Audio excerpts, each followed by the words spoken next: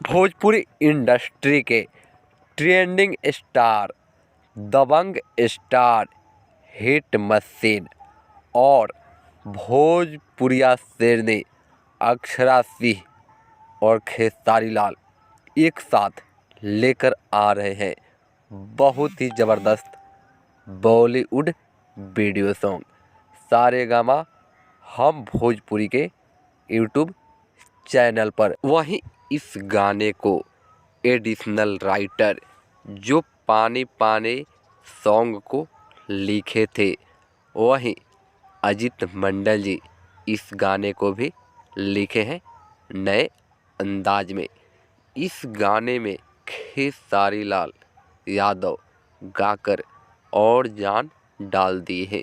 वहीं भोजपुरिया शेरनी अक्षरा सिंह की भी ज़बरदस्त वीडियो जो है रोमांटिक अंदाज में जल्द ही रिलीज किया जाएगा।